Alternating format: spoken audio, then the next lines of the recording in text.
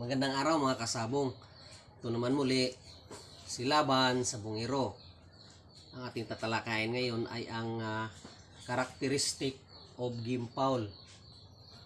So mga kasabong, yung characteristic ng ating mga manok panabong ay mayroong speed foul, mayroon din tayong gameness, mayroon din tayong mga manok na smart or matalino, mayroon din tayong good cutters, accurate. So accurate siyang mamalo. Mayroon ding mahusay umilag. And then mayroon ding mga salto, gameness din meron. So tatalakayin natin kung ano itong characteristic of game foul. Bakit kamo mga kasabong? Isa ito sa pinagkukuhanan ng basis ng ating mga breeders. So kaya napiperfect nila yung mga breeding nila. Dahil nga yung manok natin mayroon silang skills, characteristic of game foul. Kagaya na lang ng mayroon tayong mga manok na speed fouls. So mayroon ang speed fouls po mga kasabong ay mayroon tayong Kelso, Roundhead, Claret, Halsey, at saka yung Brown Red. Yan po yung mga speed fouls or yung mga mabibilis na mga manok. So mayroon din tayong gameness. Pag sa gameness, hatch yan. So hatch or it's either butcher. And then mga kasabong, mayroon din tayong mga manok na smart or matalino. No? Pagka smart or matalino, mayroon tayong Halsey Lemon, and then mayroon tayong White Hackle. Ayan.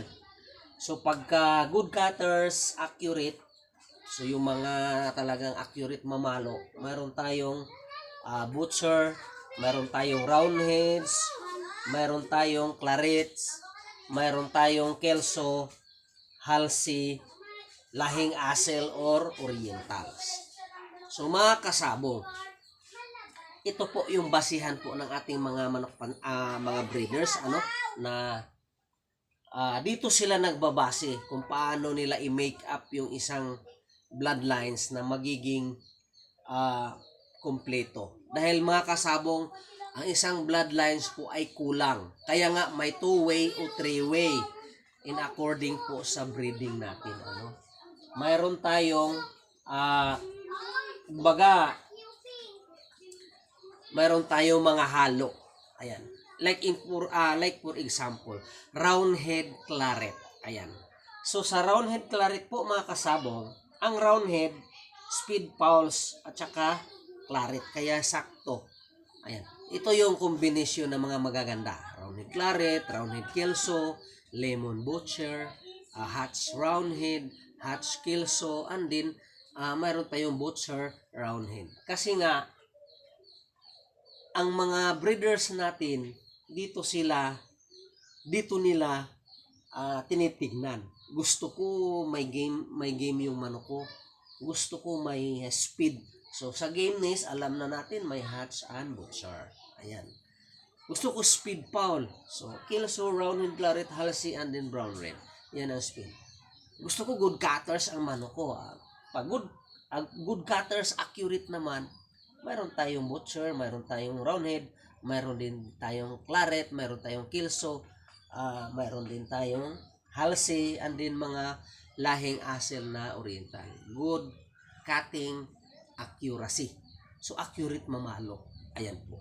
So pag sinabay ang accurate mamalo and then speed foul, mabibilis, at saka yung my gameness, that is 3-way cross. Ayan. Pero kung gusto mo, speed and then my gameness, so i-times mo yan sila. Ayan. So mga kasabong, inanyayahan ko po kayo na i-screenshot para mayroon kayong basihan. Kasi yung mga breeders natin, dito sila tumitingin para ma-make up yung mga panlaban nila. And then mga kasabong, hindi po pwede na isa lang yung bloodlines mo, kailangan 2-way to 3-way cross. Maganda. Pwede 4-way, maganda. At least alam mo na puro siya. So again mga kasabong, maraming salamat pala sa mga viewers, lalong-lalo na sa ating subscriber. Huwag kayong magsawang manood sa video natin dahil marami kayong mapupulot na aral tungkol po sa pagmamanok. Maraming salamat po sa inyo.